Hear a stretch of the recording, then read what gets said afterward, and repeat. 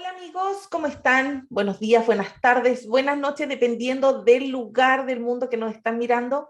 Soy Carla Díaz, este es mi canal Investigando la Historia y miren nuevamente a quien tengo, a mi invitado, el asiriólogo doctor Armando Bramanti. Nuevamente le doy la bienvenida. Hola Carla, hola a todo el mundo y muchas gracias por esta invitación. Estoy muy agradecido de estar aquí contigo. Bueno, más agradecida estoy yo porque, ¿cuál es el propósito de esta invitación, doctor, para contarle a la gente? Yo escribí un artículo, estoy compartiendo mucho en la página de Investigando la Historia sobre mitología y también estos mitos en literatura comparada de la Biblia. Y resulta que desde el libro Paralelos del Antiguo Testamento saco el mito de Sargón, su nacimiento y este paralelo con el nacimiento de Moisés. Pero el libro curiosamente decía Sargón primero. Así que el doctor Armando Bramanti me explica que Sargón primero y Sargón de Akkad, a quien realmente pertenece ese mito del nacimiento, no son el mismo Sargón. Así que para que yo entienda y todos entendamos, se decidió a compartirnos de su conocimiento para explicarnos todo lo concerniente a estos variados Sargones. ¿Sargones es correcto decirle? No sé, es algo que no se dice frecuentemente, digamos. Los distintos sargones es algo que podemos acuñar nosotros hoy mismo. Ya. Entonces, ¿quiere compartir pantalla o algo, doctor? Claro, os voy a compartir la pantalla que tengo un par de diapositivas para explicaros primero de quién estamos hablando y quién es Sargón y este Sargón de Akkad. ¿Y hay una Vamos dinastía allá. sargónica o no? ¿Perdón? Dinastía sargónica, que también he leído en libros, ¿es correcto llamarle dinastía sargónica? Claro, hay dos dinastías, Sargónica y Sargónida. Lo vamos a hablar. Ah, buenísimo, buenísimo. Y está listo, creo, para compartir pantalla. Sí, voy compartiendo la pantalla y ya me dirás si puedes ver mi pantalla. Sí, se ve la pantalla. Estupendo. Entonces estamos aquí en compañía de Sargón de Akkad con esta máscara que hemos encontrado arqueológicamente y que generalmente se atribuye a Sargón. No sabemos si es Sargón o Naranzín, otro soberano de la misma dinastía, que acabamos de decir que se llama dinastía sargónica. ¿Quién es Sargón de Akkad? ¿Dónde nos ubicamos? Estamos a mediados del tercer milenio antes de nuestra era y es el fundador de una nueva dinastía. Él era ya copero, o sea, la forma antigua para decir primer ministro de Ur-Zababa, el rey de Kish, de la ciudad de Kish en el sur de Mesopotamia. Y con un golpe de estado tomará el poder. Así que sabemos que Sargón no es un rey legítimo en realidad, porque adquirirá el título de rey tras un golpe de estado. Con el golpe de Estado empieza su primera campaña de conquista hacia el sur de Mesopotamia. Él se encontraba en Kish, que es una ciudad un poquito más alejada de la costa.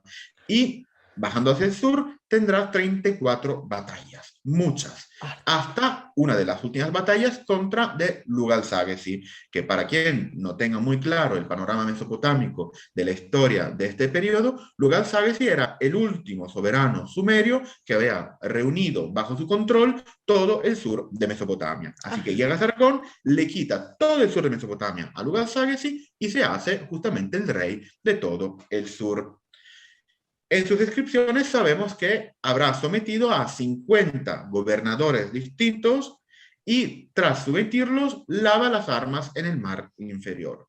¿Cuál es el mar inferior? Según la perspectiva de los mesopotámicos, obviamente es el Golfo Pérsico en el sur. Con Sargón y con esta campaña masiva de batallas termina una era. O sea, en Mesopotamia ya el poder no está en manos de los sumerios, donde había estado básicamente durante todo el tercer milenio antes de nuestra era. ¿Qué pasa con Sargón? Sargón no es simplemente un rey de guerras y de batallas. Sargón, de hecho, tenía una política económica muy importante. Podemos ver aquí que en un trozo de sus inscripciones leemos: Sargón, rey de la totalidad del mundo, ganó en 34 batallas, como estamos viendo antes. Ujú. Destruyó las murallas de las ciudades hasta la costa del mar. Esto también lo hemos visto en la referencia a la costa del mar, que como podemos ver aquí en el mapa es el Golfo. Hizo atracar barcos de Meluja, Magán y Dilmun en el puerto de Akkad.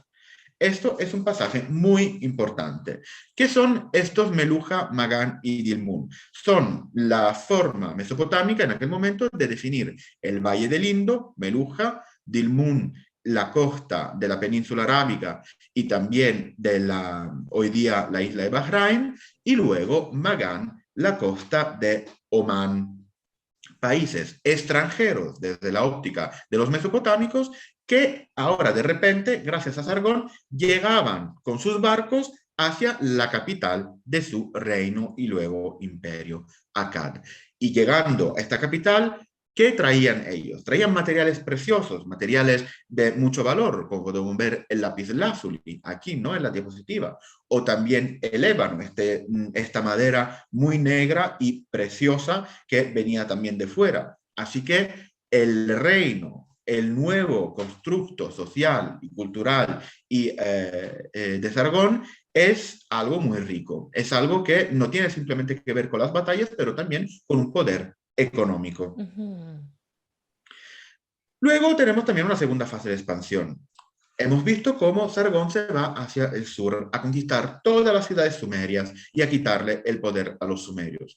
Pero luego también tendremos campañas contra Elam y Marjashi, o sea, regiones de Irán, del altiplano iránico, que están en oriente de Mesopotamia. No sabemos muy bien lo que pasa con estas campañas, pero sabemos que sí luchó en estas campañas. Y luego, como estaba diciendo también antes, fundó una nueva capital, una ciudad que hasta aquel día no existía. Akkad, o en español también la podemos llamar Ágade, dependiendo. También he leído Ágade. Estamos hablando de la misma ciudad. Ah, buenísimo, También porque hay libros que dicen Akkad y otros libros dicen Ágade. Y otros Agadé, con el acento de la E, pero estamos hablando de la misma ciudad. Okay. Son simplemente convenciones modernas nuestras de cómo queremos leer este topónimo, este nombre de ciudad. Como podemos ver en el mapa, esta ciudad de Akkad, Ágade o Agadé se encontraba más hacia el centro de Mesopotamia para tener justamente una óptica mejor hacia el sur, hacia el norte y hacia todo el territorio de Mesopotamia. ¿Dónde se encuentra hoy día Ágade? Pues no lo sabemos, no se ha encontrado arqueológicamente, así que todos los arqueólogos que se dedican al Próximo Oriente Antiguo y que están estudiando de momento, tal vez dentro de 10, 20, 50 años podrán encontrar la fabulosa ciudad de Ágade. ¿Y cómo podemos imaginar esto? Akkad o Ágade nos recuerda también otro nombre, otra palabra, la lengua acadia, la población Acadia, que es exactamente la población de esta capital y del reino fundado por Sargón. Así que no es la capital que viene del nombre de la población, pero al revés, ¿vale? Entre ellos no se llamaban acadios, somos nosotros que hoy día les llamamos acadios y que llamamos su idioma el acadio, ¿vale? Ajá. Eso creo que es un detalle muy buena aclaración. De hecho, yo creo que hemos grabado ya un video sobre la lengua acadia y todo quien quiera saber un poquito más de la lengua acadia y de cómo funcionaba podrá ir a visitarlo y compartirlo también si pensará que es útil. Aquí vamos a dejar el enlace para que vayan directo al video. Exactamente, les dejaremos también el enlace. ¿Qué sabemos de Sargón? Que tuvo por lo menos 40 años de reinado, un reinado bastante largo. No siempre los soberanos mesopotámicos de la antigüedad reinaban tanto, también porque se morían muy antes, muy temprano, ¿no? Tampoco las vidas eran tan largas. Y la lista real sumeria le atribuye 56 años de reino. La lista real sumeria es un texto también propagandístico, así que no podemos confiar al 100%. Pero sí que sabemos que por lo menos tuvo 40 años de reinado. Y aquí os dejo también de paso que ha sido el fundador de una nueva dinastía que estamos llamando Sargónica, que no es lo mismo de la dinastía Sargónida, de que vamos a hablar dentro de poco. Y esto ya sé que tanto en español como en inglés, como en italiano, como en otros idiomas, es un poco lioso, es un poco un problema entre Sargónico y Sargónida, pero vamos a ver que efectivamente son convenciones modernas que es mejor respetar para entendernos todos mejor. Sargón ha sido un hombre de verdad, ha sido un soberano y ha gobernado Akkad y mucho más en Mesopotamia, en el sur y en el norte, a mediados del tercer milenio. pero también se ha convertido en una leyenda. ¿Por qué se ha Ujú. convertido en una leyenda? Por haber por primera vez construido lo que todavía hoy día se define como el primer imperio de la historia. Aquí podemos hacer también un postdata diciendo que la definición reino e imperio también es problemática y nos vamos a aburrir ahora mismo quien nos escucha con esta diferencia entre reino e imperio, pero simplemente nos quedamos con que algunos lo identifican como un reino y otros como imperio. Pero de todas formas, aunque fuese un reino, era muy grande y toda población mesopotámica, todo soberano mesopotámico posterior sabía que había sido algo muy importante y que por primera vez había reunido tantos territorios distintos. Por lo tanto, a lo largo de los siglos y de los milenios, se quedó la leyenda de este soberano cuyo nombre ya era muy altisonante. Sharrumkin significa en acadio el rey es legítimo o el rey es estable. Así que también Sargón, que no era un rey legítimo, en realidad, como hemos visto antes, trataba de legitimarse también con su propio nombre. Aquí tenemos una máscara, la máscara de Sargón, que había dicho antes, que es un artefacto del periodo paleoacadio, entonces el periodo de Sargón mismo, pero también tenemos este relieve que encontramos a menudo en Internet o en Google Images si vamos a poner Sargón. ¿Por qué nos aparece este señor y qué tiene que ver con el señor de la máscara? ¿Serán los mismos? En realidad no. Estamos hablando de dos Ujú. señores muy distintos que comparten simplemente el nombre. ¿Por qué hay más Sargones, como estamos diciendo antes, en la historia de Mesopotamia? Simplemente porque Sargón era un soberano muy importante cuyo recuerdo se quedaba durante los siglos y los milenios. Y entonces, este Sargón que vemos en los relieves de la derecha es Sargón II, el que se define Sargón II de Asiria, un rey del primer milenio que también ha hecho mucho para su reino y para su población. Pero hemos dicho segundo. ¿Esto significa que Sargón primero es el Sargón de que estamos hablando ahora mismo? Realmente no, porque hay otro Sargón en Asiria que definimos hoy día nosotros, según una convención nuestra, Sargón primero, y que conocemos a partir de las listas reales asirias, que son otros textos tardíos del primer milenio, donde vemos los nombres distintos de los soberanos y efectivamente nos vamos a encontrar con dos sargones distintos que uno lo podemos ubicar junto a otros soberanos de la dinastía, ninguna dinastía, perdón, otros soberanos paleoasirio, estamos en la primera mitad del segundo milenio, y otro Sargón, siempre en Asiria, que lo ubicamos, pero en la primera mitad del primer milenio. Así que con 1000 años de diferencias. Ujú. ¿Esto qué quiere decir? Que para nosotros, que estamos hablando de forma convencional, lo óptimo, lo más sencillo, lo más fácil es definir Sargón de Akkad como Sargón de Akkad, simplemente.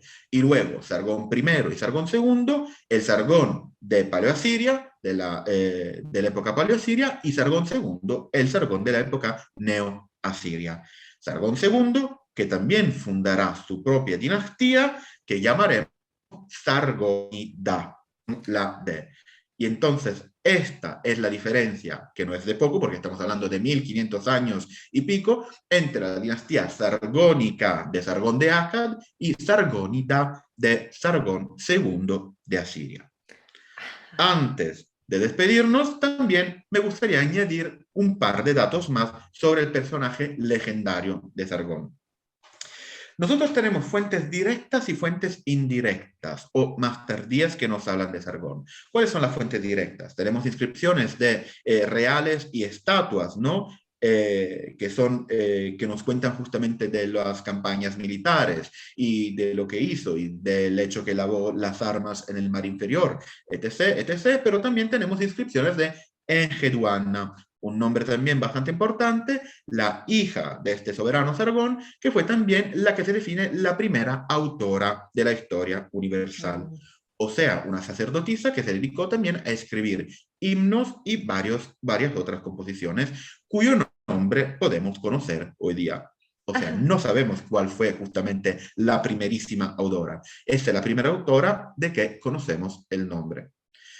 Y luego también tenemos fuentes más tardías que nos pueden hablar de Sargón. Estábamos hablando de la lista real sumeria, que le atribuye 56 años, ¿no? Una lista de reyes que está recopilada mucho más tarde. Pero también varios textos del segundo y más luego del primer milenio antes de nuestra era, como la autobiografía de Sargón, la leyenda del nacimiento de Sargón, Sargón Urzababa, la sabiduría de Sargón, las cartas de Sargón, etc., etc. Ahora, me gustaría leer con vosotros un par de fragmentos pequeñitos de algunas de estas composiciones para dar un poco de food for your toes, para pensar un poco en cuáles son los parecidos que podemos encontrar con otras historias mitológicas.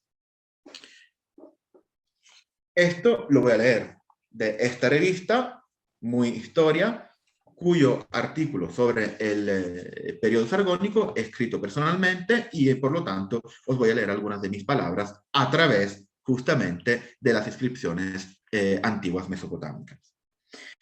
En el texto que conocemos como la sabiduría de Sargón, nos encontramos con la historia mitológica de su nacimiento, que sí se lee. Yo soy Sargón, rey fuerte, rey de Akkad. Mi madre era una sacerdotisa y nunca conocí a mi padre. Mi madre, la sacerdotisa, me concibió y me parió en secreto. Ella me puso en un cesto de cañas, selló la apertura con betún y me encomendó al río, desde el cual no podía subir. El río se hizo cargo de mí y me trajo a Aki, el portador de agua, que bajando el cubo me levantó, me crió como su hijo adoptivo y me llevó a ser jardinero. Yo creo que muchos de vosotros escuchando esta historia verán ya algunos parecidos, como también estaba diciendo antes Carlas, con otras historias. Moisés, por ejemplo, pero no solo, también con otras historias como Rómulo y Remo en la historia de la mitología romana, o también muchas otras mitologías, efectivamente, que tienen algunos elementos que coinciden con la historia, con el relato que acabamos de leer. ¿Esto qué quiere decir? Quiere decir que efectivamente podemos encontrar un epos, un material épico, un material mitológico compartido por varios pueblos, por varias poblaciones del próximo Oriente Antiguo, que luego se difundirá en épocas sucesivas también a otras culturas. Así que por eso nos encontramos con mitos distintos. Y también os puedo leer también otro pasaje de cómo Sargón llegó a ser el rey de Kish. Como hemos dicho que en realidad él hizo un golpe de estado contra Urzababa. Y esto lo leemos de el texto que llamamos Sargón y Urzababa. Urzababa estaba teniendo unos sueños muy malos en que se sentía amenazado. Y se sentía amenazado por Sargón. Entonces, ¿qué pasa? Urzababa estaba asustado en su alcoba, en su hogar sagrado. Entendía de qué se trataba, pero no lo puso en palabra. No habló de ello con nadie. El rey Urzababa envió a Sargón, la criatura de los dioses, donde Lugal-Sagesi, su enemigo del sur de Mesopotamia, de que estábamos hablando antes. Entonces lo envió donde Lugal-Sagesi en Uruk, junto con un mensaje escrito en la arcilla, cuyo contenido habría causado su muerte. ¿Qué está pasando aquí? Urzababa, en este relato mitológico, se siente más listillo que Sargón, le envía a su enemigo Lugal-Sagesi con una tablilla diciendo, en cuanto lo veas, mátalo. Lo que pasa es que Lugal-Sagesi no le va a matar y de hecho podrán conjurar contra Urzababa y esto ayudará a que Sargón hiciera su golpe de estado y por lo tanto se volviese como el rey sargónico que ahora conocemos según las fuentes. Todas estas fuentes de que estamos hablando son fuentes tardías. O sea, quiere decir que no son fuentes del tercer milenio, son relatos casi mitológicos, sino literarios, que reconstruyen la historia de un personaje legendario. El hecho detrás del personaje legendario es que realmente ha sido un hombre que ha sido capaz de conquistar un territorio inmenso en Mesopotamia y por primera vez reunir tantos pueblos distintos, tantas ciudades distintas bajo el mismo rey.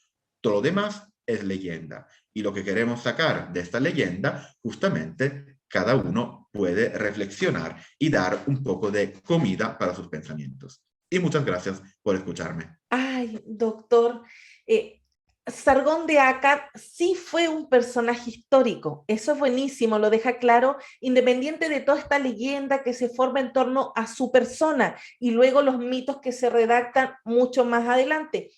A diferencia de este Moisés bíblico, que no es un personaje histórico, que hasta ahora la arqueología no ha entregado ningún tipo de evidencia de que realmente existió.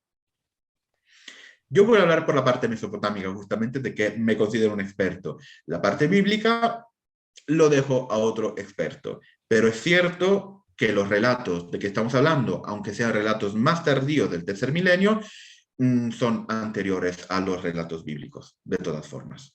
Excelente. De verdad que yo le agradezco esta cápsula porque es información que a mí me encanta. Me encanta poder aclarar estos temas. Desconocía la diferencia entre esta dinastía sargónida y sargónica. No sabía que Sargónida ya comenzaba con Sargón II. Exactamente. Son aclaraciones que está bien hacer porque incluso mis estudiantes de vez en cuando tengo que corregirle cuando me dicen sargónida, sargónico y se confunden entre ellos. Porque si lo vas a escribir, al fin y al cabo, tanto sea en un artículo científico, en una tesis en la universidad o también simplemente por internet, luego sí que vamos a crear malentendidos y no vamos a reproducir desinformación, que es lo que no queremos en este canal y en general con nuestro trabajo. Sí. Doctor, como última cosa, ¿me permite compartir su artículo de la revista Muy Historia aquí en la descripción de este video? Claro, con mucho gusto podrás compartir este artículo y si lo querrás, y si lo querrán tus seguidores, también podrás compartir mi página donde vais a encontrar también algunas de mis investigaciones, que algunas también tienen que ver con el periodo sargónico o con muchas cosas más. Así que para aproximaros un poco más al mundo de Mesopotamia antigua y de la asiriología, cómo se define el estudio de la historia, de la cultura y de los idiomas y de los documentos de la Mesopotamia antigua. Que también tenemos un video que vamos a dejar por aquí la tarjetita. Estupendo. Muchísimas gracias por escucharme, Carla, y muchísimas gracias por darme esta plataforma para difundir un poco el conocimiento sobre Mesopotamia. Gracias. Gracias a usted. Nos vemos muy pronto. Adiós.